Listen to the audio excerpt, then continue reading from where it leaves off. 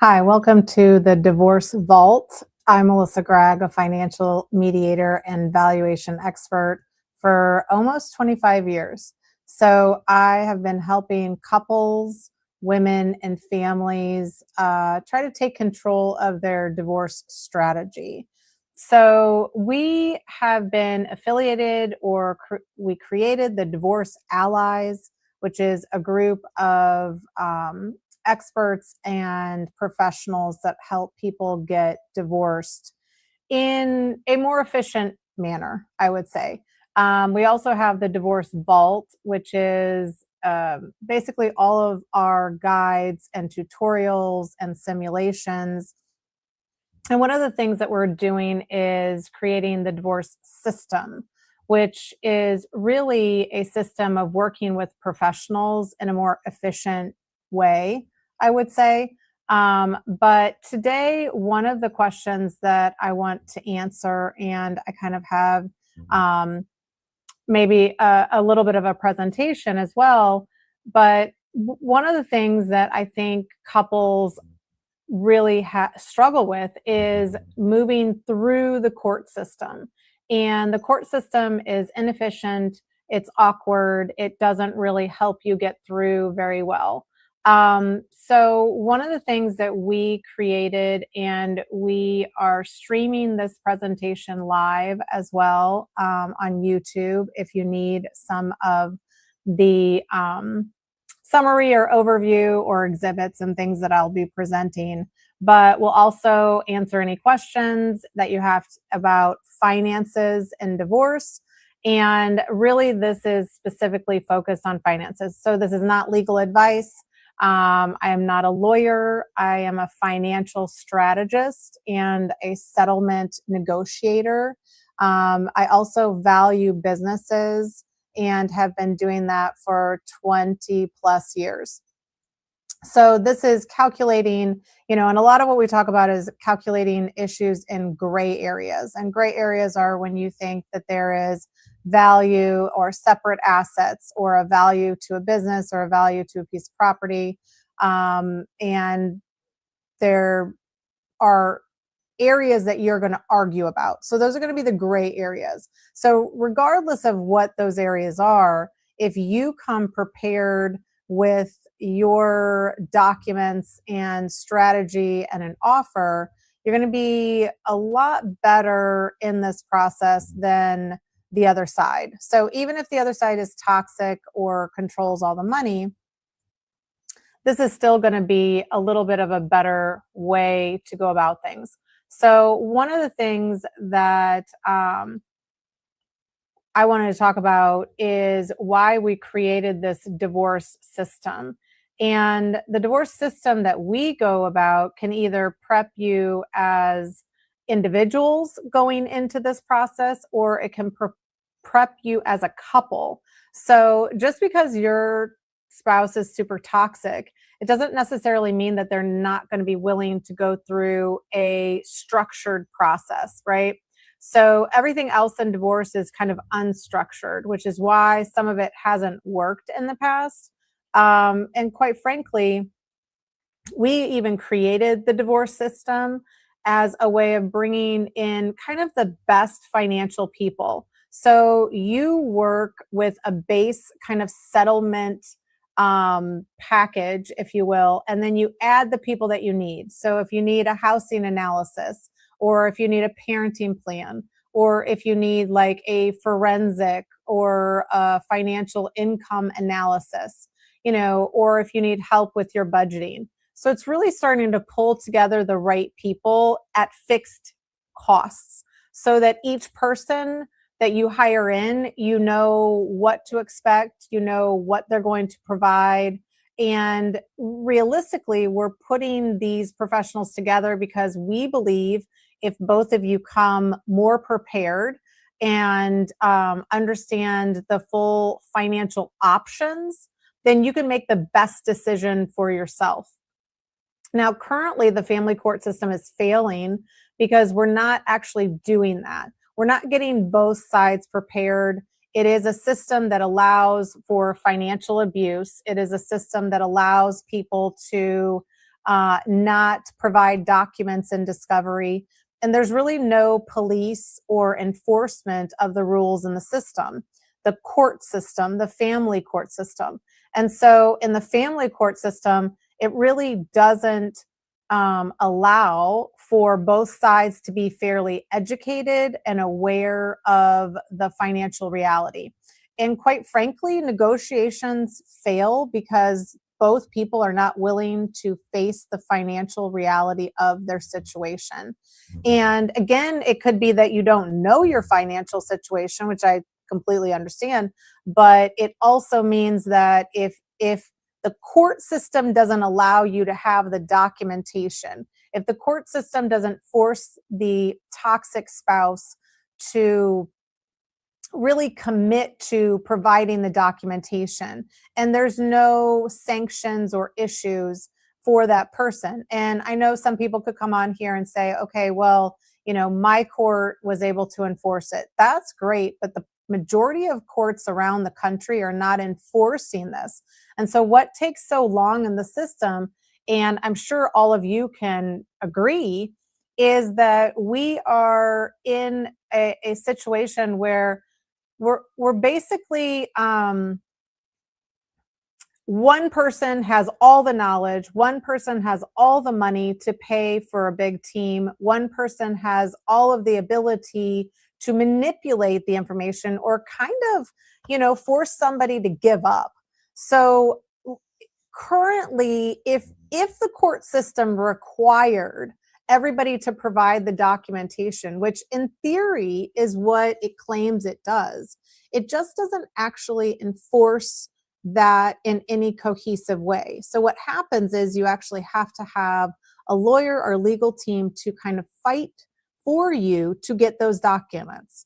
And if you don't have enough money to pay a team to fight for you to even get the documents to make an offer, to understand the financial reality, a lot of people, I see couples are more than willing, or individuals are more than willing to give up something if they understand what they're giving up. And so it's not something that you just want to say, oh, okay, well, I'll let go of that asset because you said it wasn't worth much. That's not how this works. And so mediation in some capacity could also fail. And the reason why mediation is going to fail is because, again, you're going in and, feel free to comment or to ask questions, but you're going into mediation without all of the documents. And if you're not going in with all the documents, then guess what? You don't have a clear picture. And it's almost like, I don't know, it's the system is encouraging you to negotiate under kind of subpar conditions. It's like if you go to buy a house and you go and do an inspection, you want to know everything about the house before you buy it.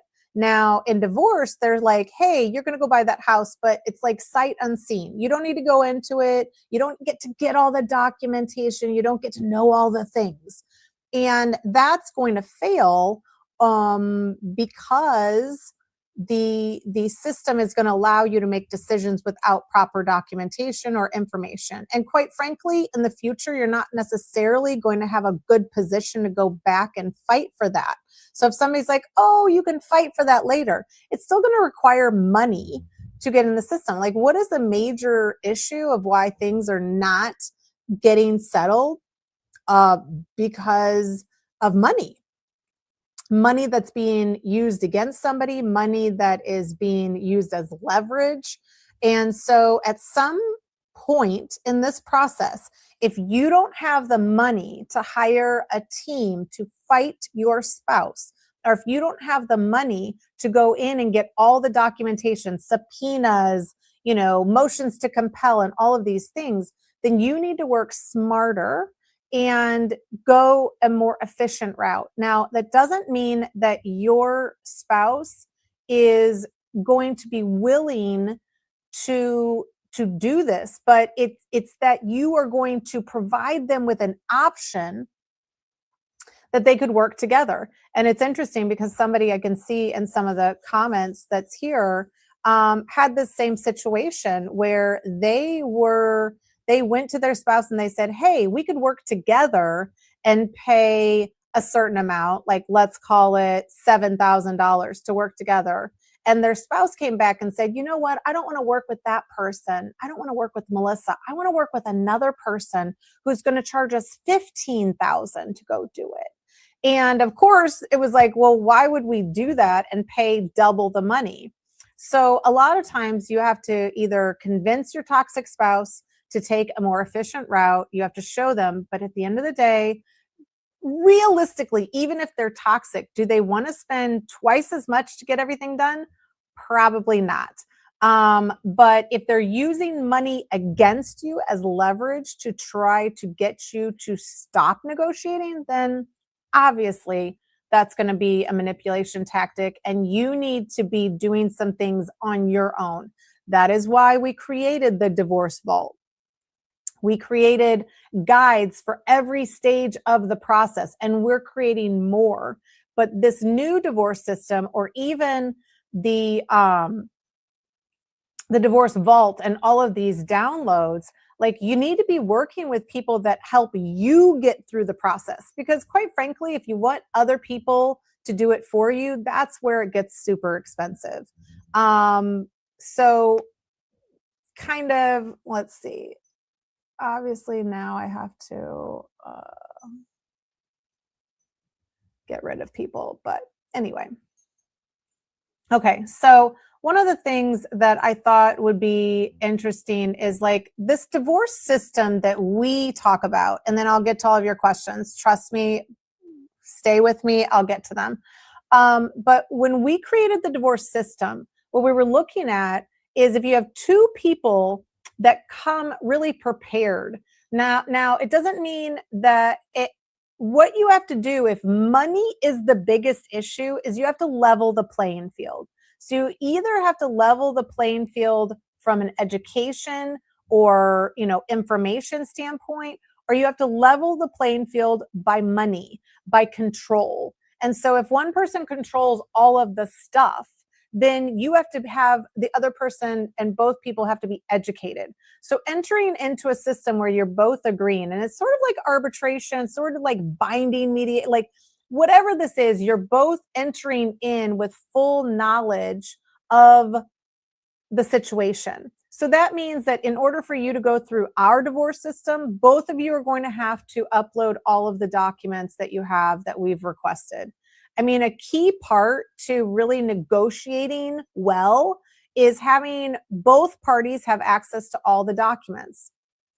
So our system is not for people who want to manipulate. They're not for people that want to try to deceive, but it is for people that have some mistrust, right? So a lot of times we mistrust our spouse. So we think there's hidden assets. We think there's, missing money. We think all of these things are happening.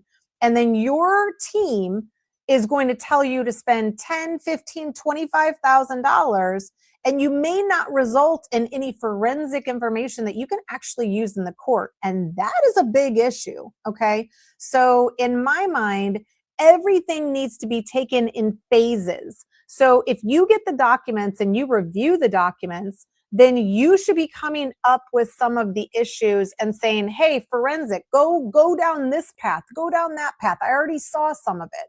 So the divorce system is for people that actually want to get a little bit involved in their process. They want some more control over it.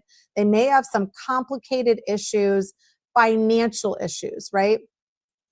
So the complicated financial issues could be valuations of pensions or RSUs or businesses. But it could also be just hidden assets and some, even running personal expenses through the business, or,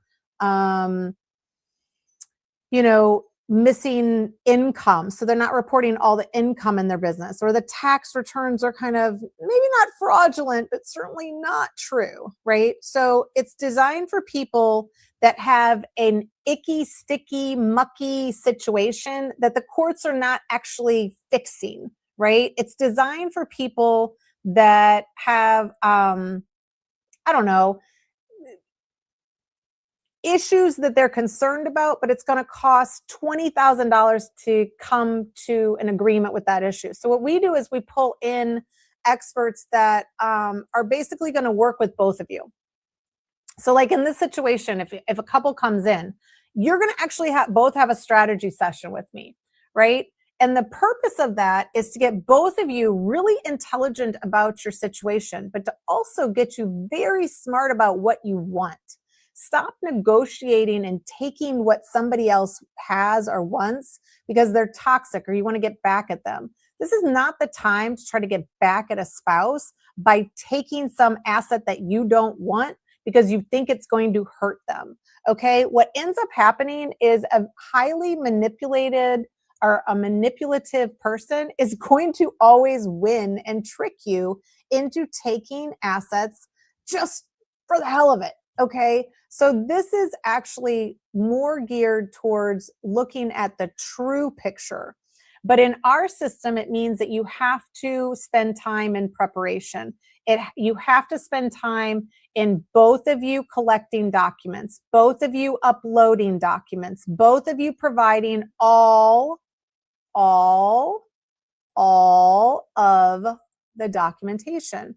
It doesn't mean that we have to have easy situations. It doesn't mean that we have to have easy financial situations. It means that everybody has to be transparent about the documentation. And so those are the things that we're missing in mediation, in litigation, in court. Everybody does not get all the documentation, right? And the person that wants to hide things just has to be like, hey, I'm not going to give it to you. Hey, I don't care, right? Let the court come after me. Let the court sanction me, right? You know, these people who are toxic don't care about laws. They don't care about rules. And they certainly don't care about somebody coming after them, right? So they're going to be like more like prove it kind of situation.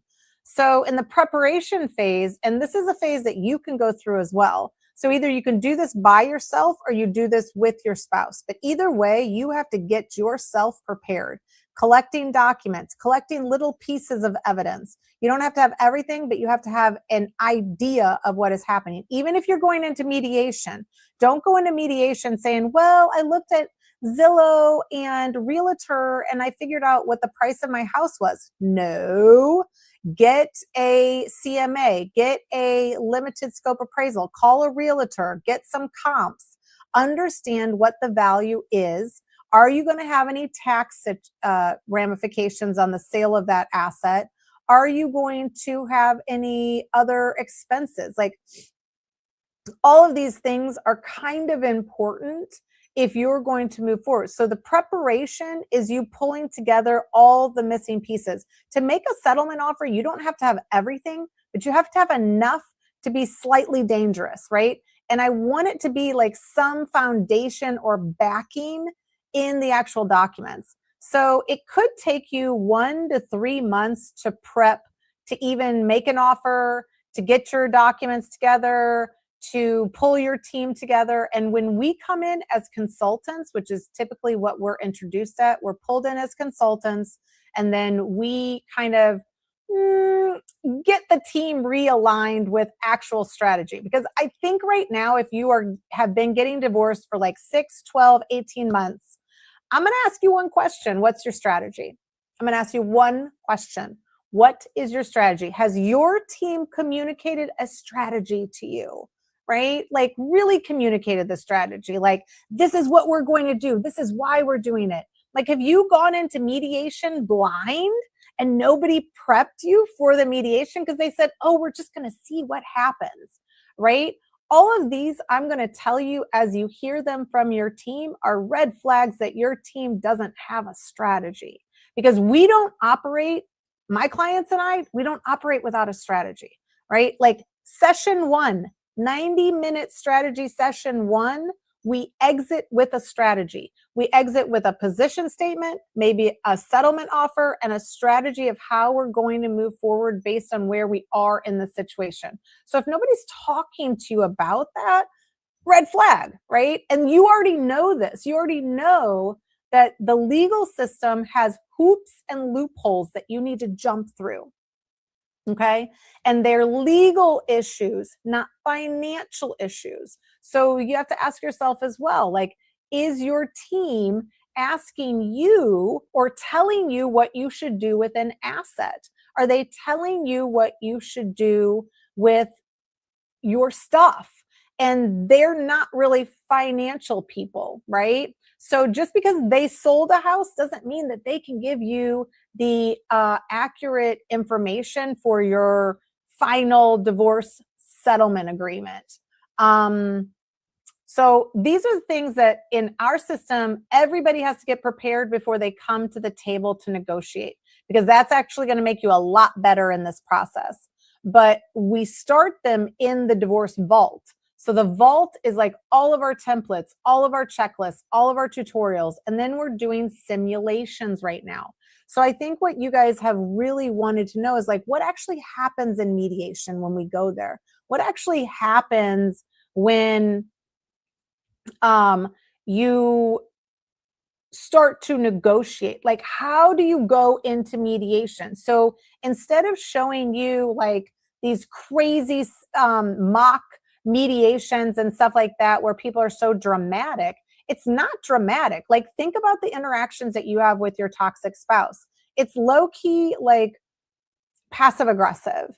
It's they're going to say things that trigger you but don't trigger everyone else, you know. And so in some situation, a simulation or these checklists or running through scenarios, best case, worst case, is going to be the best way to start. So when you start with the divorce vault, you're starting with all the templates. Why do we create these specific templates?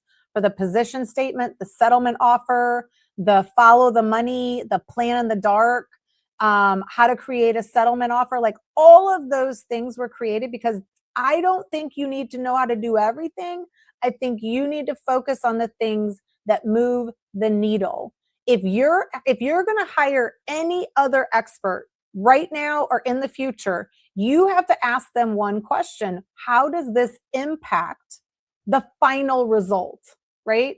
So you hire a forensic and you're like, oh, I think there's missing money. And you pay them $25,000, because I kind of had a client last week that paid them $25,000.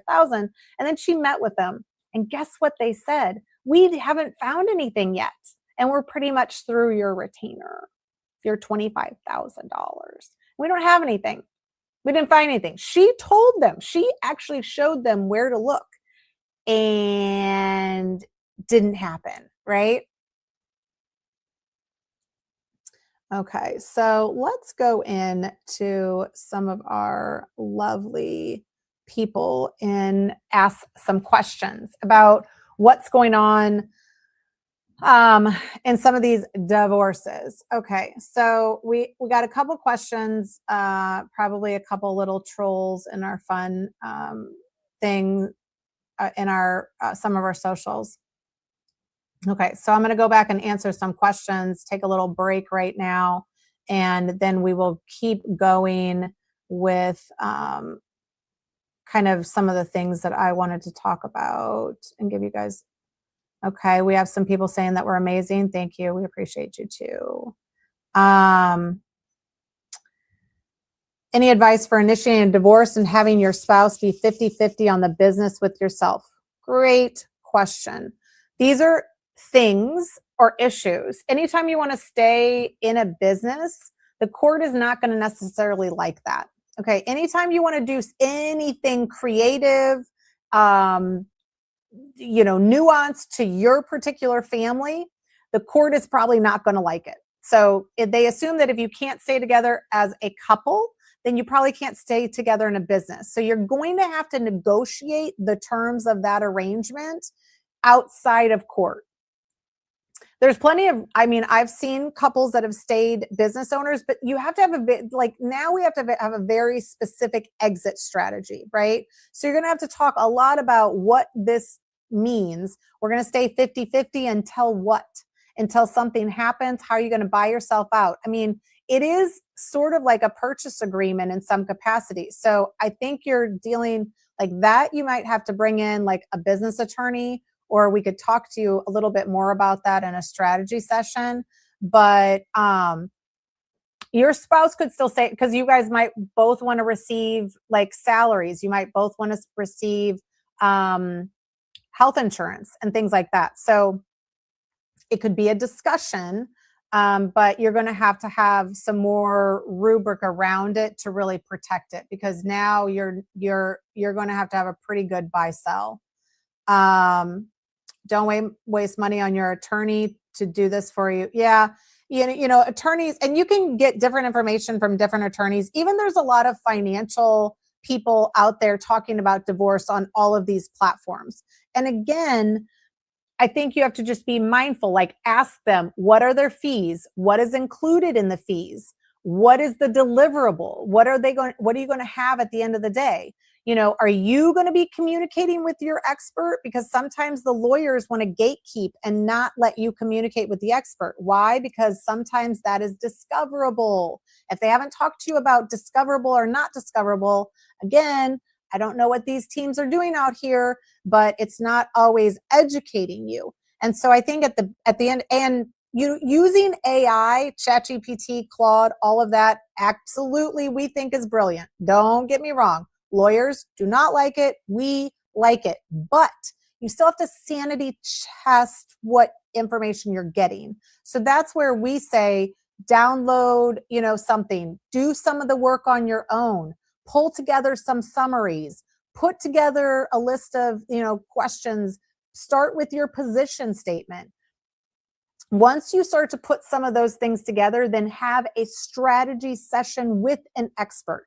If you want to hire a forensic, that's perfectly fine, but you have to really understand how is it going to impact settlement, right? So a lot of people come to me and they're like, hey, we have a business, but I don't know if it's worth anything. Should I value it or should I not?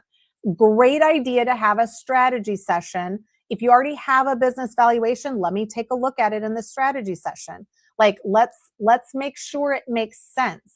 At least do some due diligence to make sure it makes sense. But a lot of times I might be able to say, yeah, it's worth something. Let's value it. Or it's not worth a lot, but there's a number that we could put in for a settlement offer and then go from there. So I think that, you got to kind of figure out what people, so in essence, what I think the shift is a lot of times is that when you started getting divorced, you hired these professionals to literally do it for you.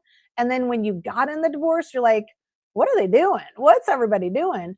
And it costs a lot. I mean, no lie, on Friday, I talked to a client that got a $39,000 bill for 1 month of deposition. So it was deposition prep. It was doing depositions. Her deposition was a day. His deposition was a day. And she got a bill for $39,000. And she even went back to the lawyers and she was like, why did you send me a bill for $39,000? Like, why didn't you stop? And why don't you cease and desist, right? Of course they're not going to do that.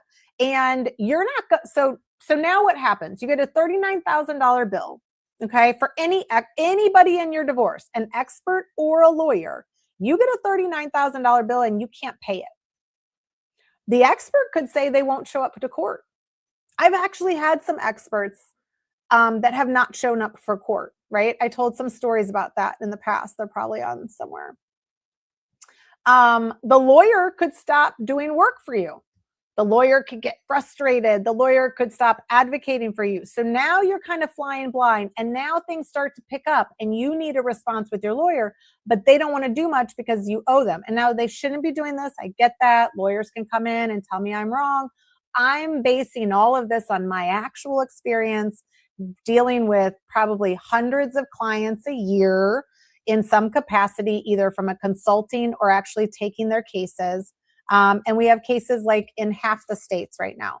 So maybe it's not all true, but you are now going to lead this process.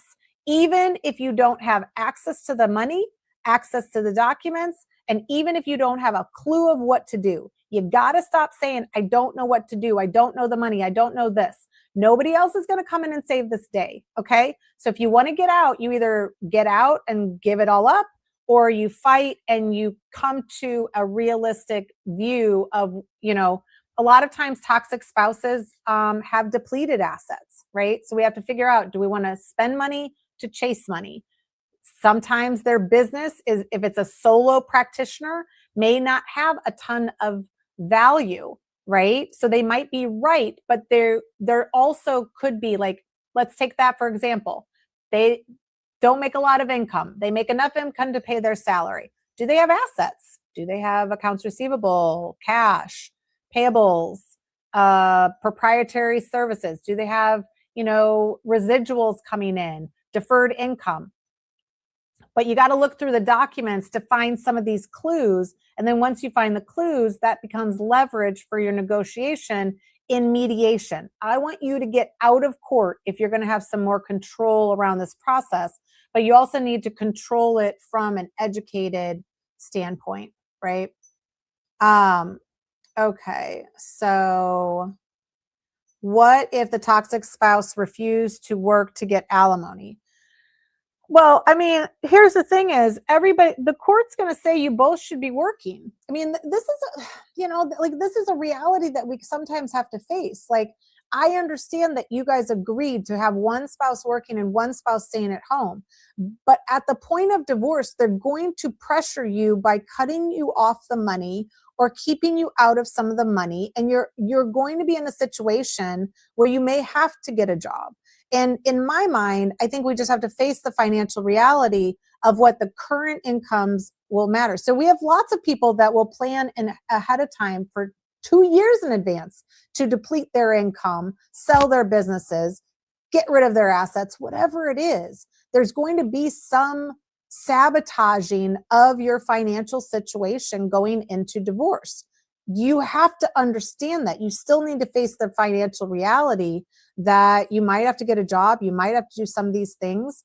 And if the toxic spouse refuses to work or can't pay alimony, the court isn't necessarily going to go look back years before and say, oh, they made so much money, we should say that they're going to make that now. Like, the court's going to look at both of you and like, well, I get it. He has a point. Well, she has a point. They both have points. That's the problem, is they're not going to see the subtlety of the lies. They're not going to care about the infidelity or abuse.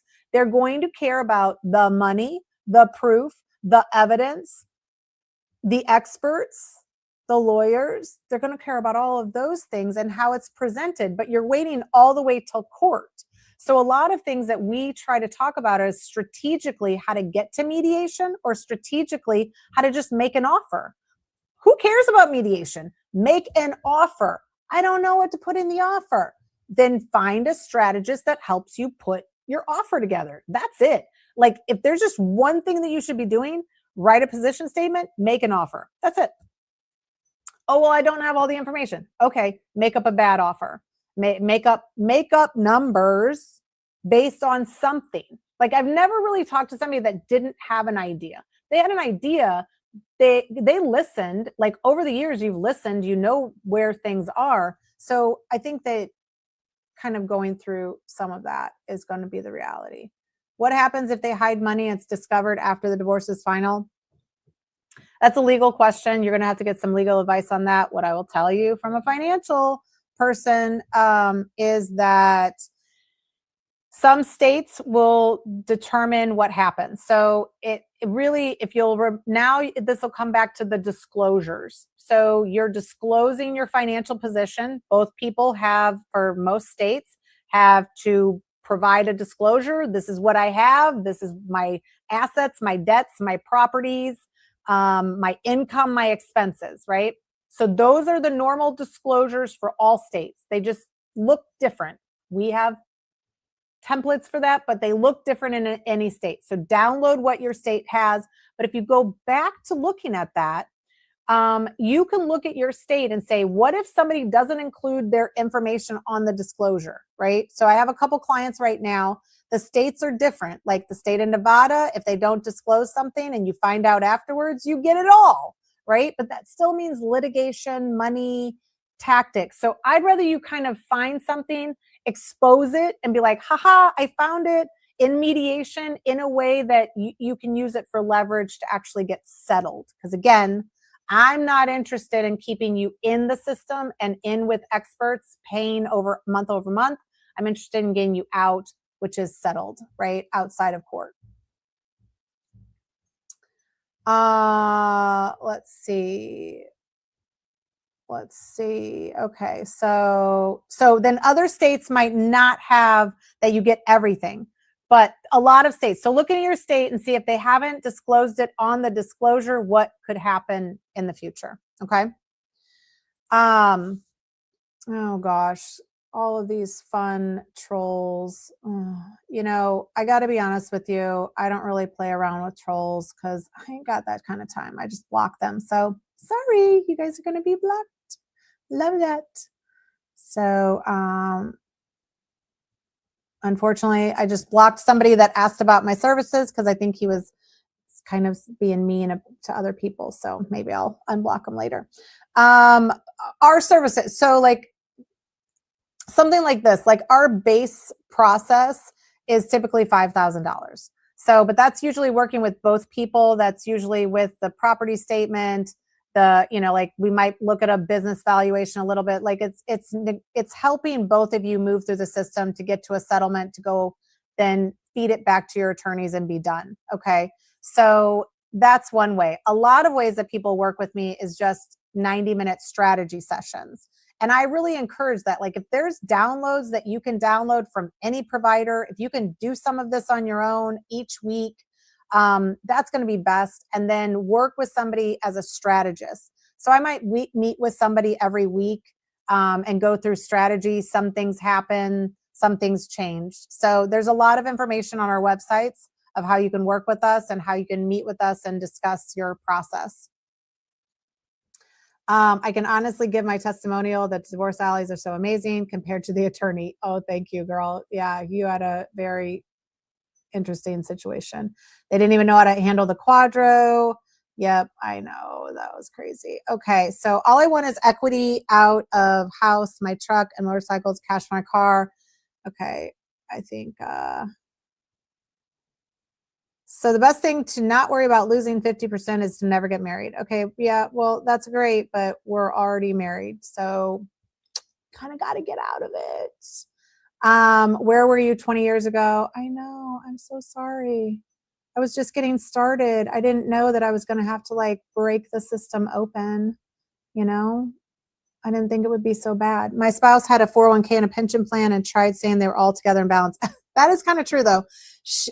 This individual, the people did say there was only one account, and it ended up, and I will say also, it ended up that there were two accounts. Like she was absolutely right. Everybody said that she was crazy. And you know what she had to do? She had to get on the phone and call the people and make sure and do the digging. And I mean, it was probably hours that on the phone, digging for information, finding information. And then during the meeting, we all got on the phone and called the institution, and the institution, like literally while we were all on the phone, and all the lawyers and everything was like, yep, there's two accounts. And then the next week, I think, he sent the second account because he had access to it. So again, you cannot let your foot off the gas. You have to advocate for yourself. Like that's biggest takeaway from this. Advocate for yourself. Fight for yourself. When we're coming in, we're just kind of actually maybe the first person that's listening to you, but we can listen to you, and then we can look and see if there's a monetary component. Okay. So a lot of what our system is just really saying there's no issue that we can't put a number on. And as long as you can put a number on it, then you can kind of figure it out, right? So, and we get a lot of spouses to work together, even if they're toxic, because again, divorce is just kind of a bad situation. So, but specifically business owners, like we really try to get business owners, because you'll spend way too much money getting business valuations and all the stuff. It's better if I get everybody in the room, I present the value to everybody together, and then you can kind of say, fine, I don't like it, but it's not screwing me over.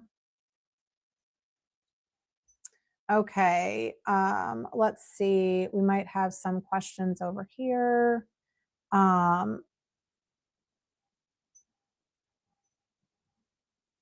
Okay. Married for 35 years, adult children no longer at home, worked for 20 years, husband handles and guards all the finance. I do not work now. How to start from here? I thought in Texas it's half of all assets. So most places it is half of all assets, like unless you can prove that it was separate.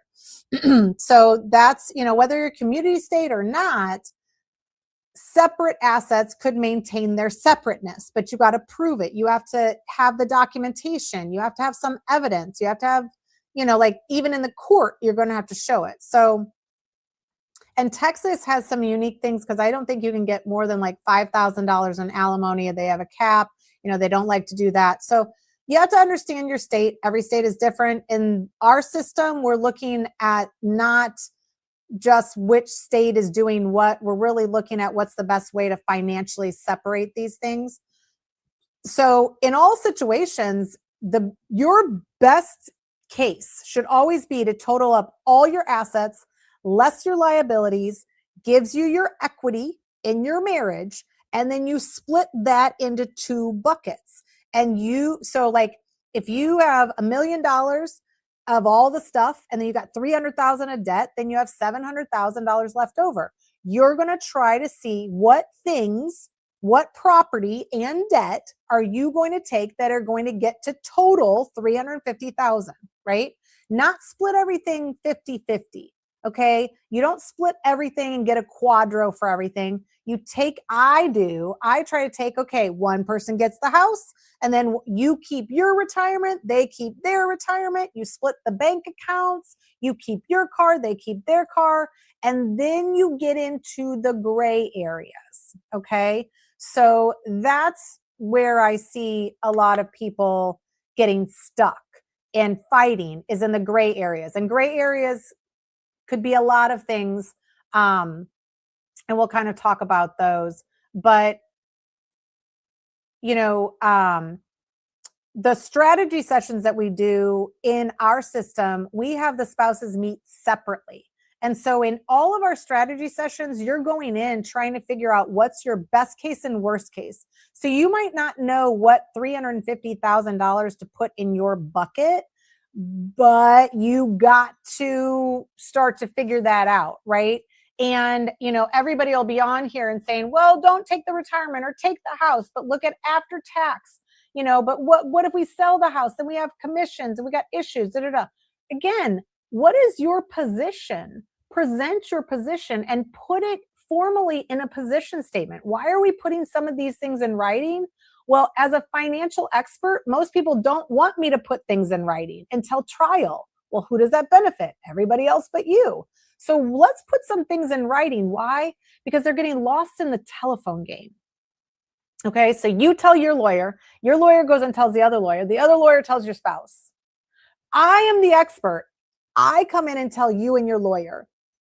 And then you and your lawyer don't know what to do next. So then I have to do the next part. So I've started putting things more in writing so that you have the position statement. You have the settlement offer, which is the spreadsheet. So now in the spreadsheet, are we getting it so that we have that 350,000 is on, now it's uneven, right? Well, if it's uneven, that's where you're doing a balancing act. But if you have issues like hidden money, hidden assets, missing money coming out, that's where you're going to have to prove out. So that's our guide is called Follow the Money. Follow the Money is going to show you several different ways to show enough that your spouse is a liar. They're not credible. They've been hiding things, but you can't just go in and be like, I think, because one day they told me the business was worth 5 million and now they're saying it's worth 1 million. This is crazy. That's not enough. You got to find some emails or some text messages or some conversations or some bank statements or some documentation. Go start looking in those boxes in the basement, right? Go start looking in the office files. You got to be low key planning in the dark.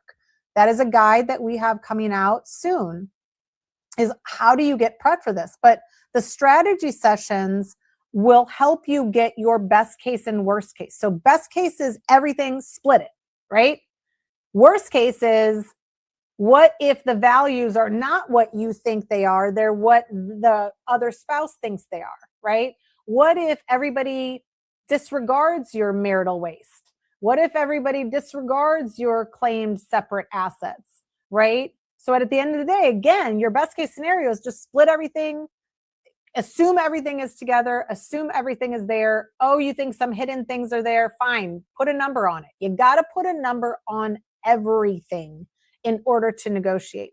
So we have settlement strategists that are going to come in and help both of you know what is your best case, what is your worst case, right? And where are the steps in between? And what you'll start to see is two people, if they do that process, there's a lot of overlapping places that you guys might actually agree. And that's the first step. Is like, okay, we agree on these things. Great. Now we're going to try to figure out where the gray areas are. Marital waste, hidden assets, separate property, or, and sort of the final one is when values are unclear, when income is unclear. So we see more manipulation in the income and the values than we do in, marital waste is hard to prove. Hidden assets, kind of hard to prove too. You got to see that it was there and then it's gone. So that's why the follow the money kind of shows you through, like, come up with some summaries. Don't just make it up, right? You can't have a he said, she said, because a toxic spouse is going to make things up. They're not going to have the proof. So if you show up with proof, you will win that argument either with a mediator, with the, like, whatever. And I don't hold things back. If your lawyers say, let's hold that back for trial, no, ma'am, no, sir, do not hold back. If it is the truth and you're leading from the truth and that's what it is, that will prevail. That's not going high and they're going low and we're going to meet in the middle. If you have validation that something is worth that amount, then you don't try to split the baby. You go for that amount, right? Marital waste is when somebody spends money on an outside relationship. So the court is going to say, hey, you work, you can spend your money, but you can't take marital money and go spend it on taking an outside relationship on a trip or to food, like to dinner and stuff like that, or buy them gifts. But you can waste half of your money. So like a marital waste claim, if they went and spent $100,000 on buying some jewelry for an outside relationship, you could try to get $50,000 back. Yep, we take cases in every state. Financial experts can work in any state. We have cases in half the states right now, and we typically work as a consultant. So you could still, your team, your lawyer could still hire a financial expert to testify in court for you if they want, because sometimes these lawyers want their own expert in their own backyard. And I know everybody thinks that the divorce court system is corrupt, and I mean, you're not wrong, but the reason is, like, I'll give you the example from me. Like, I've been doing this for 25-ish years in primarily Missouri and Illinois, Kansas, right? So I'm kind of in the Midwest. And then back in the day, we would just stay in the states that we operated in, right? Because you'd meet lawyers and you'd make relationships with those lawyers, and then those lawyers work with you as a financial expert all the time. So what you guys are entering into is these lawyers all knew each other. So the people in the financial are the divorce court system. First of all, most experts, CPAs, business valuation people, and lawyers do not like divorce. So there's only then a small subset of us that are willing to do divorce. And then that small subset knows everybody. So I currently know 8 judges that when they were lawyers, they used me as their expert exclusively. So if that gives you a perspective that, of course, I know all the lawyers. Of course, there's only a handful of experts. Of course, I know 8 judges now. So if that's just my situation, all of these little towns are the same. You're the outsider, and then you have mediators that are also the lawyers that and former judges. It starts to get a little bit too much. You need financial people to come in and help you settle. And that's really the missing piece in why the system is inefficient, is because they're trying to solve financial issues in a legal way, and they create these loopholes about it. But let's see. Thanks for maybe I need to have you be a moderator in some of our stuff. So Texas, yes, we absolutely can work in. My lawyer told me because I wasn't married for 10 years, I wouldn't get anything. Yeah, and again, they're going to be really aggravated with you when you start checking all of their stuff by AI and ChatGPT and Claude and all of those. So just still do it. Just don't tell them, oh, I talked to Chat and it said this. Just don't tell them that. But you also need to understand that anytime that you're using Chat, just like also get it checked by that expert. Like you do a bunch of business valuation stuff and you think you have the business value, you might. Like, I mean, no lie, I think AI is going to be able to do all of our jobs. I'm actually trying to create an app that does a real fast valuation because like it's not that hard. Like there's just rubrics to it. So even if you went in and you're like, okay, I entered all my data and I think the business value is this, and you come to me and you're like, I went into AI and I think the business is worth 2.5 million. I'm the type of expert that's going to be like, okay, tell me what you did. Let's see if it's true. And if it's true, it's like, good, great. What do you need it for? Like, do you need, like when I'm coming in, even if I can get to the value fast, I'm more credible. Like I will all offer up a meeting with the toxic spouse to go through the valuation. Be like, just ask me questions. Okay. It's going to be a lot faster because you don't care about the number. You don't believe the number. So let's just ask me questions. Why am I going to spend $10,000 of my client's money to write a report that everybody's going to be like, yeah, I don't care. I'm going to negotiate and do whatever I want. Toxic spouses don't negotiate from logic. And the faster you realize this, the faster you can be strategic, okay? They operate from a fallacy in a fake world. And the more you continue to go to that fake world and not just base your settlement off of reality, the more you'll get caught up with them, okay? So the gray areas are where we will typically fight. And we do work in Massachusetts. We don't need to know all the laws because, again, I'm not a lawyer. We're not your legal representation.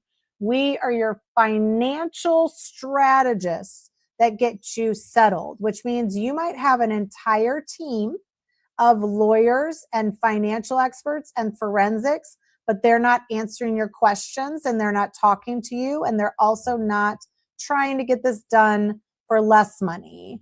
They're trying to, and it's almost because I don't even think they know how to settle it fast or easy. I really don't. But, I mean, because I've been doing this for 20 plus years, and we have finally just have to be like, screw it. Like we'll come after the system, and you'll see like a lot of people that are kind of going against the system in the system are losing. Like they're being maligned. They're being, like you want to go complain to the bar association in your state. Like that's the same lawyers that are protecting each other. Like you're not going to fight the system right now. So the only way for you to get something is to figure out how to get your spouse to also exit the system. And I'm not even saying you really have to exit the system. You guys just might want to work together to come up with a financial settlement and take it back to your lawyers and put it back into the system, right? Just file it with the system. Like the people were saying, oh, can we split the business? You can, but you got to figure it out. I'm not going to court just a pretrial, but we want to settle before the pretrials. Okay, yeah, I had a client that called on Friday and was like, emergency, I need to talk to you. I have a pretrial on Monday. I looked up their case. They do not, I know what you guys think are pretrials, and that may be what your state calls it, but like the client that called, it's not really a pretrial. Like it's just a settlement conference or status updates. Like they'll be called a lot of different things. You can make so you and your spouse, if you decide that this is a great idea, You can both work with me and our system of experts and get in. We even, I mean, my partner is a former lawyer and a CPA. And so, you know, we've been in this system for a long time, but we have tons of like marital settlement agreements. We have tons of templates. So you got to kind of figure out, like, we do a lot of the process and then feed it back. You either hire, we call it file and finish. You might need a lawyer to file your case and finish your case, but all the middle part you can do on your own. So it's just that most of the time you have to, both of you have to work with somebody that you trust. And quite frankly, when I'm in the middle of a couple, I don't care about either one of you prevailing. I care about us facing the reality and coming up with an agreement that's going to mirror reality. So it's going to be a supportable agreement. Okay, so, but most of the time people are going to fight about values, right? So one value is going to be super high, but one value is going to be super low. Okay, we got a bunch of questions. Sorry, I'm on it now. What is your consulting fee? I think I covered that. Let's see. Okay. And connect with other people on the chat. Please do, because everybody's going through this, and you guys, we got to work together to get out of the system, because again, I tried to fix it inside and it's not true. Okay, yeah, we used to have consults that would be free. Now they're $99, but like low key, if you send me a message, I might have a link for you, but you got to send me a message and you got to get a hold of me. So, and that's not always easy. I know. But it's $99. You can meet with any of us. And then the 90-minute session is $500. And we sometimes, like for a strategy session for 90 minutes for $500, like you might have a lot of the pieces of the puzzle or a settlement offer or something. We did this the other day and they're like, yeah, that's my settlement offer. And I was like, I got to be honest, like, I don't even know what the hell it means. Like, I literally can't even read it. Oh, somebody says they have, do I go to mediation? Yes, I will attend mediation online. Somebody says they've messaged me many times already, but they can't get a hold of us. Because you kind of got to book the strategy session. I mean, that's just the easiest way for us to communicate. So book a session or send an email and we'll try to communicate in that capacity. My wife has 829,000. I have 150, married 24 years. She earns 120 and I heard 44. Oh, I think he was going to send that to you. Okay. So again, yeah, just figure out what you need and book just a consult for $99.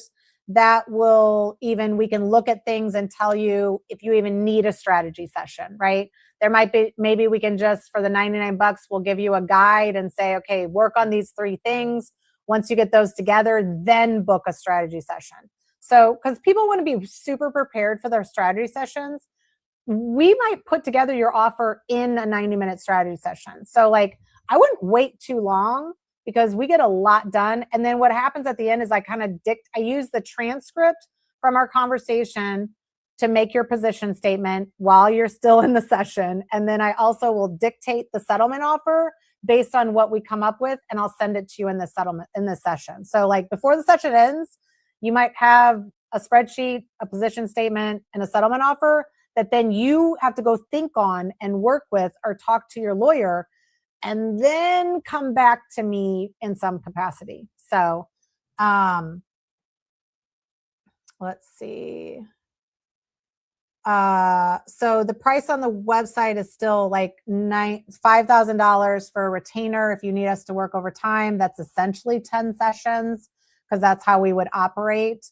We kind of try to do everything in these 90-minute sessions. We're just really fast. We actually do use AI. Like even our forensic people, they use very sophisticated softwares and AI. Like I just, like my client who spent $25,000 on a forensic, like they were entering data, you got to ask these people what's going on. And I would ask them if they're using AI. And if somebody says they're not using AI, like, I would think they're kind of crazy. So, former divorce paralegal here, marriage 22 years, why discovery needed when he could access the money?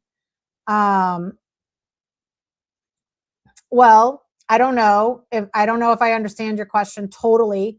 But discovery is, I don't know, it's a crock. Like, everybody should, I almost think that in the financial disclosures, you should have, like, normally you have to give that information, but people just don't. And again, you're like, yeah, I'm in a situation where they didn't, and the court didn't do anything about it. I have a divorce that's from 2019, and it's just an abomination that they're still in. And every single time it's like, oh, get more information, get updates. So the delays and the distraction are really toxic behaviors. Like, a toxic spouse is going to do that. So you have to be prepared for that. I'm interested in this. We are aligned for the most part. We need wording on how his pension is split. Yeah, I mean, these are easy types of situations. There are even times where you as a couple could come to me as a strategy session and just say, hey, can we, it's loosely mediation. So I've been a trained mediator for 10 years, probably longer. I just don't know if I believe even in the mediation system, because a lot of the mediators are the same lawyers, So again, I believe that if your finances are your biggest issues, then your mediator needs to have a financial background. If you're going to continue to have a mediator that has a legal background, and then I tell pro se people all the time, like, use the mediator as a lawyer. Like, that mediator is going to be like, I'm a lawyer, but I'm not going to give you legal advice. They can't help themselves. So use the mediator to ask them questions. But you guys could book, a session or a couple sessions. You don't have to be at the $5,000 mark. That is for people who typically we're walking them through the whole process. Okay. So a couple comes, or I have a lot of couples that are in the middle of divorce and realize what a waste it is. And then they come to us and say, okay, can you do the business valuation, a preliminary valuation, and the settlement? And that's where our 5,000. So usually it's because those are business owners and they have a pension value, restricted stock units, an income analysis, because we got to figure alimony and child support, or they need the full spreadsheet. And then we kind of help you guys not really negotiate, but kind of discuss it. So, and sometimes with those retainer clients, they have to go get appraisals, or, they're not always getting along. They're a little bit more contentious. So, and I mean, I deal with people that really despise each other, but it's still like, do you want to pay two people to hate each other? Like, that's your choice. Like, if you want to pay double for everything, great. Hire two lawyers, hire two experts, it's just never been the way. So we've been doing joint valuation work for the better part of probably 10 to 15 years, working as a joint valuation expert, even with the court system, but definitely with lawyers that both know us. That's how we kind of started this, is that we knew so many lawyers and they were like, well, the other side already hired you, so we'll just agree to use you. And so we developed kind of a process of how we work with couples, and sometimes the couples even bring their lawyers. So there's no rules. Our rule is, how do we get settled as fast as possible? So if that's what works. Okay, so let's see. Sorry, I keep on trying to keep these so that I can answer the questions. Do you help file in Nebraska? So we don't help file. So, but we would hook you up with, I went to school in Nebraska at Creighton University. And one of the forensic experts that we work with is also in Omaha. So, and she probably could, but we try not to necessarily get involved in the filing process. We can help you with your disclosures. We can help you with the, put together the whole system. And then what sometimes we do is connect you with either a limited scope attorney who's going to file it for you because they have access to the system, a legal document assistant, an LDA that's more popular like in California and maybe New York. Of course, the coasts always do things faster. Or somebody. And then sometimes like in California and other states, you can file on your own. So again, we get you all the stuff that you need, but you might have to do the file and finish, if that makes any sense. Because it's kind of, okay, third year DX lied about valuation of personal asset. My attorney wants me to reopen for fraud. Oh yeah, after divorce. I mean, again, anytime, this is a great situation. Anytime there's a monetary issue, what is the value of the issue? How's it going to impact the settlement? So you think the value of a personal asset, they lied on it. Can you prove it? I mean, do you have all the documentation? Because it's just not always too easy to prove is the process, is the problem. Like then you need an expert, then you need a lawyer. With my session, we're able to dictate offer. My spouse's offering was too low. Yes. We work out of, so again, financial experts can work anywhere. So if you find anybody online that you're like, that's the one for parenting, they can work everywhere. Your lawyer can only work in the state that they are on the bar for, right? So they register in any state. One of my lawyers, I have a business lawyer that I work with on all of our strategic matters. He's licensed in 48 states. So very few lawyers are like that. So that's why we're in the St. Louis area.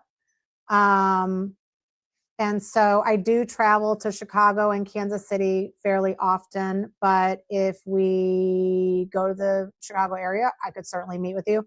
Or you guys, yeah, but a lot of times we meet remotely. So I've been traveling to Kansas City a lot. I have a lot of Kansas City clients. I do fly into a lot of places. Like we had to fly to South Carolina to prep and look at a bunch of documents. So we'll stay for a week, look at the documents. We'll go in for a weekend, so there's a lot of like, we'll fly in for mediation if we need to be in person. But again, I mean, try to do it electronically just to save yourself, money and get a solution faster. But certainly.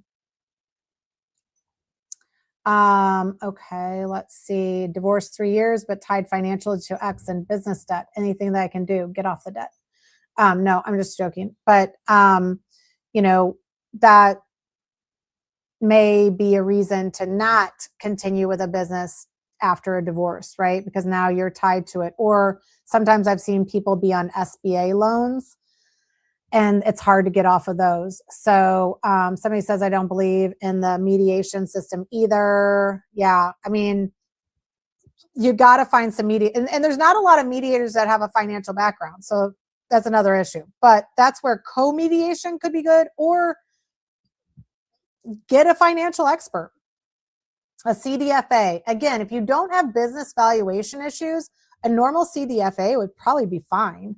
But like, CDFA isn't going to cut it if you have really complex situations, or if you have a somebody who is using the money to manipulate. So if you're divorcing a financial advisor, a lawyer, a private equity, a investment banker, like these are all sophisticated, a doctor, like these are all sophisticated people that are going to try to manipulate the situation. And your lawyers don't know money. Like you think everybody knows the money in the room. They don't. So that's where you need somebody really telling you the true picture of the money, right? So that's where our strategy sessions, when I say come to your strategy session with your like major issues, I want to know your 3 to 5 issues. And I want to talk about those. And I want to tell you whether, like, I had somebody come in and they're like, I think the business is worth way more. And I'm like, it's not. I'm sorry. It's just probably not. But, but talk to me about it. Like, let's see what this looks like.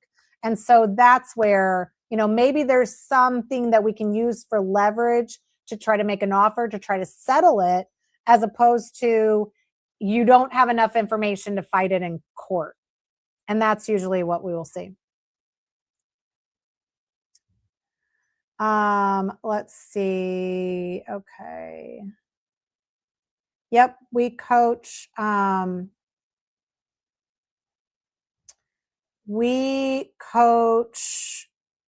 Well, I mean, I don't really think this is a coach. Like, I'm not a coach. I'm a financial expert witness. I value businesses for a living. I sell businesses. I help people negotiate. So I negotiate big business deals. I just took all of those skills and put them into guides for how to negotiate in a divorce, because a divorce is a little bit different than a big deal. A big deal, you can just walk away and be like, screw you. You don't want to pay my price? Bye. In a divorce, it's a closed negotiation system. And we have that happen in a couple other situations. And it's just, there's some nuances of the strategy that are different. But for the most part, we work with either the business owner or the outspouse. So it'll be the husband or wife. It doesn't matter whether you have the money, whether you don't have the money.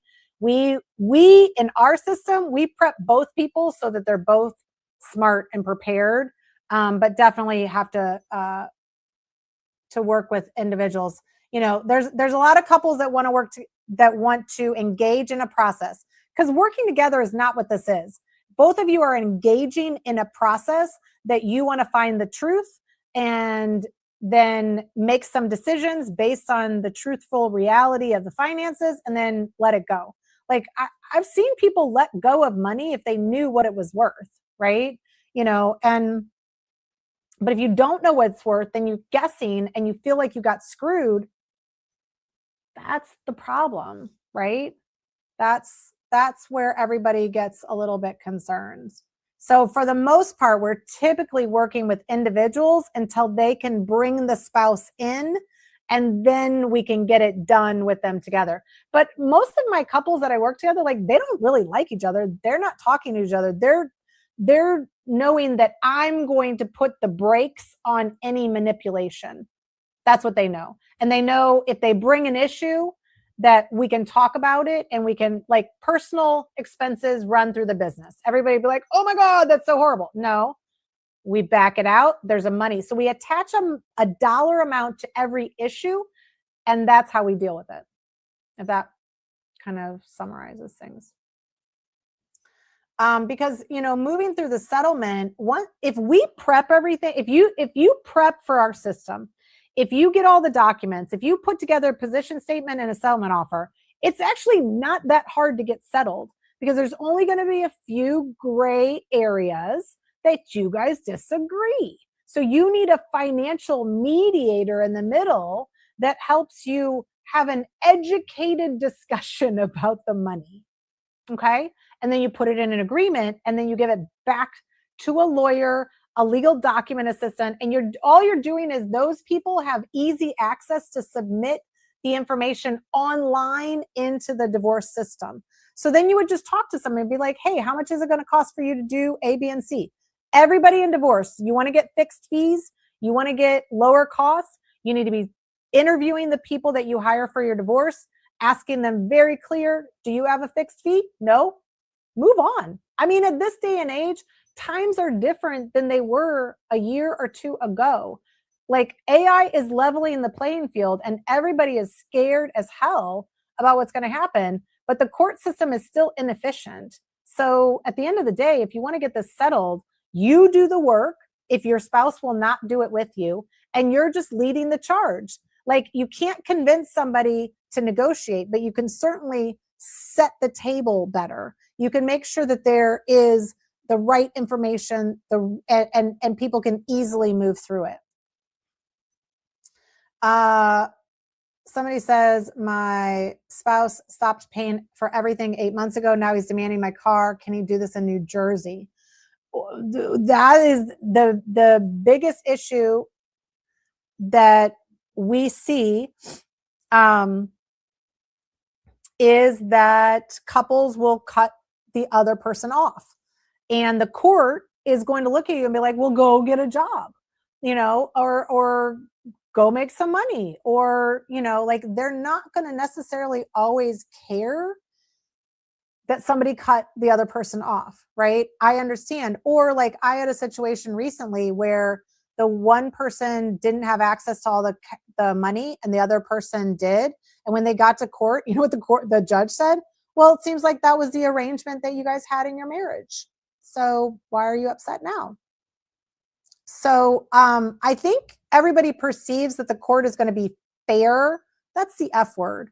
Like, no, it's going to be equitable. You should be looking at something that's reasonable, enforceable. You know, like if you're going to put together a parenting plan, because we do want you to kind of negotiate a full global offer. So if there's a parenting plan in play, we do pull in our parenting specialists so that you can get a parenting plan. You know, a lot of times your lawyer has a template of a parenting plan. Yeah, they do. You could ask them for it. They might not give it to you. They might want to charge you for it, but like there's templates out there. AI does a great parenting plan. I got to be honest. So anyway, but you would maybe do a parenting plan and then have the specialist do a strategy session with the parenting plan specialist and say, what's wrong with the plan? If the plan is not enforceable, if the plan, like, for example, one of the best things I think you can do is have your co-parenting strategy be the assumption is approval. So if I say, hey, Johnny wants to join hockey, and I put it in the parenting app and I say, are you good with that? And you don't respond in 48 hours, the presumption is you approve. And for a toxic spouse, I would rather you have the agreement say the presumption is approval than you waiting around for how long are you going to wait around for that toxic spouse to approve something? Nah, man, that's stupid. So that's not a good enforceable contract if you're the one that has to be the parent to the other spouse who acts like a child. Okay, that's not going to work. So those would be some tactics that like you could create the whole parenting plan, but now you have the strategist comes in and gives you 5 great things that you need to have in the parenting plan. That's worth its weight in gold. Everything else, the hours it takes to get there, use AI, use, you know, something else to get there. How do we schedule a 99 consult? I think your website only has longer consult to book. So the divorceallies.com is one way that you can join. Anchorthedeal.com. We have a lot of websites. But definitely, I have no lawyer and I feel so lost. I need help. So I would actually start with the position statement. So that's usually what we send out like on some of our socials as a download for the position statement. And that would be the first place that you start. And then the settlement offer download is another place. And you could download both of those for under probably or for like right around $100, and that'll get you started as well. So if you book the $99 strategy session, then sometimes or the $99 consult or the strategy session, and there's a guide that you really want, just let me know. Sometimes we just give it to you, right? You know, because our clients, we created that so our clients would have a better way to go through the process with us and not be wasting their own money on asking us all these questions in the process. So we really did create it so that we could save even our own clients money. So that's why when you become a client, we can send those to you. We're also going to be offering all of our guides at a discounted price, but I'm going to be doing that off of some of our lives off of social. So in the upcoming months, we're going to be going live on social and we'll offer like, 50% off a package of all of our guides. And so that should be coming up soon. But again, reach out to me. I'll try to give you a discount or send you a guide. If you're struggling, I get it. You have to do some of this on your own. So if you're willing to do some of your own, I'm willing to share some of our resources. Okay. All right. My ex-husband cut me off completely. I mean, everybody's going to cut them off completely. That's what it is. That's how it happens. That is the prime thing to do to manipulate. Okay, how is the 401k calculated, especially if one of the parties took out 160 $160,000 for their own use. So that the $160,000 would be kind of a marital waste. So you would be looking at first asking them what happened to the $160,000. If the $160,000 was just used for their own personal use, they could still deplete their half, but they can't deplete your half. So you'd be asking for $80,000 of other assets to come off the table first, and then split the rest of it.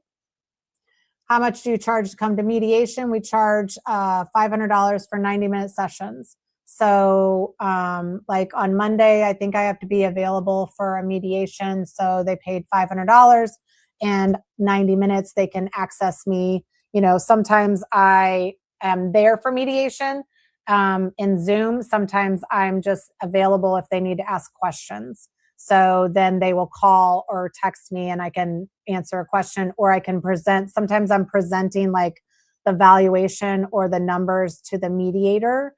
But a lot of times what we found is it's a lot easier for me to create the position statement with you, create the settlement offer with you. We make the settlement offer a week in advance of the mediation.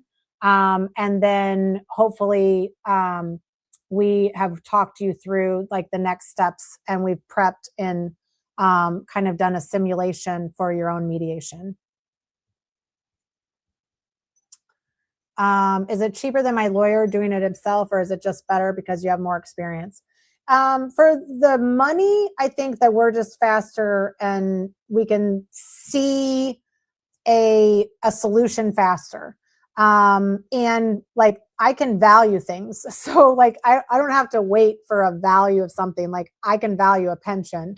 I have a template. I can value a pension like during a strategy session. I can value a business during a strategy session, at least like a prelim big picture value. So I just have the capability of knowing some of those numbers and coming up with it. And I don't necessarily need to rely upon another expert. So does it get cheaper? Yeah. Do all these things cost? Yeah. Like in the big picture, I think somebody, if they needed everything of all of our services, I think they would still only pay like $20,000 to use all of our, like use our forensic person, the parenting plan, the housing person, they would also get the whole agreement put in place, and they would get a bunch of meetings. I mean, so it's hard to say. Like most people will pay $20,000 just in retainers. So I think ideally our process is never going to be cost more than $25,000 to do everything. So, but the base package starts at $5,000. So you're adding all of those like fixed fee things on top of it. And and we're getting that website going. So that's why I'm kind of talking about it now, because we need a solution to go around the court system. The court system just isn't working for money. I'm in South Carolina. Yeah, construction contractors know how to hide money. Oh my God, do they ever? Yeah, no, that is for sure. So yes. So if you're dealing with construction contractors or construction, there's a lot of cash that never gets reported as well. So, you just have to have an idea. Okay, let's see. All right, so we've talked about a lot of things, and the file and finish, we kind of talked about that. So that's our process. What I want you to encourage you guys to start thinking is to have other people deal with the financial issues that you have, and to bring in lawyers just for the file and the finish. And then there are going to be legal issues. A lot of the kid stuff could have legal ramifications about it. A lot of abuse, or having difficulty getting your assets or dealing with things, that's a lot of legal stuff. Alimony and child support are actually legal things that are dollars. So again, the best case, we have a couple of lawyers that, allow our client and me to do a lot of the work. So the best situation is that you have a lawyer that understands that they're the legal quarterback, and we're the financial quarterback, and we work together. So we either work as an advocate for you or we work in the middle. But eventually I want to see couples kind of choose this, just like they would choose the divorce process in the court system or collaborative divorce, they would actually choose our system. And so that's where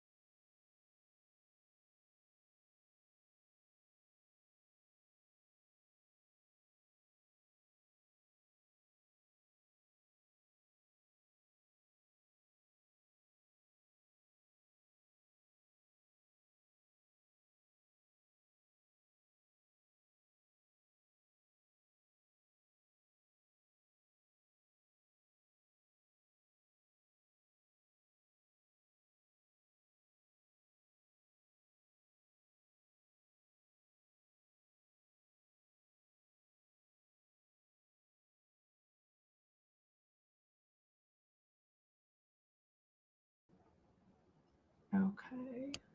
But also we want you to start putting, so position statement is where I see most people start if they don't know where to start or you don't have all the financial documentation, because you at least, like in your position statement, and we use AI to do that. So we use a recording and we have a list of questions that you would answer in order to create your position statement. So I would start with the position statement one or the settlement agreement. So I think the settlement agreement has the position statement in it. So that's $55. It also has the spreadsheet. So if you download that, you can get started on your spreadsheet. When you come to the strategy session, though, I will probably make your spreadsheet better, or I will change it so that it is a good version to send as an offer. And then we would work on your position statement as well. So I think those, no, I love, thank you so much. My wonderful moderator, JR. I love it. I won't say your first name, but thank you so much. She does not work for us, but she has definitely been a cheerleader during this process. So we appreciate you. And we do typically have people that join some of our lives and that are former clients or that know us. And eventually we're actually going to allow other people to join, and I'm going to get some of the other experts involved. So that would be super fun to have like multiple people on here. We're also thinking, I don't know how you guys feel about this, but we're also thinking of having a way that you could come up to the stage. So if we had multiple people in here, you could come up to the stage. You may not have to like show your face because that seems weird, right? But you could ask your specific questions and we could maybe have like a 5-minute conversation. So we are looking at a lot of things to be doing live, because again, that could kind of help you for free. And you got to find people that are willing to, you know, give you some of the information. They can't gatekeep it and keep it all to themselves, because, you know, it's going to take too long. So try to find some downloads. I would work on that download for sure. And then book a session. So I really appreciate you guys. And we will be going live more often. Tomorrow, our live will be at 10 a.m. And we'll be talking more about the system, more questions from a financial aspect. I might be showing you some of the guides so that you can see inside them, how we use them, how you can use them. Okay, hi, I love your social media, but first time on live, would it be worth it in your opinion, or would it be material enough of a difference potentially to request a modification in child support if my ex lied about a job offer they accepted a week before we signed our papers? Uh, a modification in child support still costs some significant money too. So I think you just have to weigh what the cost is going to be for that and what the potential change would be. But I don't all like I don't know because that's really a legal thing. So I can't give you legal advice on there, but I don't see a lot of modifications where the child support goes up. I see mostly modifications where the child support goes down. So that would be another question that I think you would have to ask somebody. Okay. Um, and 10 a.m. Central. Yes, 10 a.m. Central. And in that situation, I might stream live to some of the socials, but we will definitely be streaming live to YouTube. And that's the Divorce Allies YouTube or Business Valuation STL YouTube. So we try to go live to both, and then those will be replays. And even today, if you were in this live and you came late, or because I mean, we've been on here for like an hour and a half. If you came late and you want to catch the whole thing, go over to the it's hard for me to like save these when they get so long. Like the socials are really weird. So I try to, but you can catch it in the YouTube. So usually the recording is going to be in the YouTube. But tomorrow, 10 a.m. is our normal Divorce Allies session. If you want to become a member, you can join for $22. We send out lots of stuff every week. I think over the past 6 months, actually, we've sent out all of our guides over time to the members in the Divorce Allies. So again, we didn't create it to like make money. I mean, we do sell them, but we sell them just so that, all of our competitors don't try to just steal them and take them. But, 22 bucks a month to just get started. And every week you'll get strategy. Every week we talk about mindset. We talk about money. We talk about kids. We talk about parenting. And when we also have some pro se advocates and lawyers that come on and give you some advice about how to fight this in court. So, it's really a fabulous group of people. We are adding more people as we go, because as we develop the divorce system, which is how you can have a fixed fee way of going through divorce with your spouse. If you can't get your spouse to do it, that's okay. Just book strategy sessions. Just download some of the stuff. Like there are other providers that are creating good stuff out there too. I'm hoping to have some of them come on our platform so that you guys can see some of the people that we believe are doing good work. And again, I think just be very clear when you are hiring somebody that you ask them, what are their fees? What's the deliverable? What's the timing? When are they going to get this done? Because in the divorce system, we have 3 months of prep, 3 months of process, 6 months you're done. And you can even take the 3 months of prep and escalate that into 30 days. If you're in the middle of the process, you already have all your documents. But in order for you as a couple to go through our system and meet with our strategists, both of you have to agree to upload all the documents. Discovery is the root of all evil in the divorce court system. It is the cause of all of the money issues typically.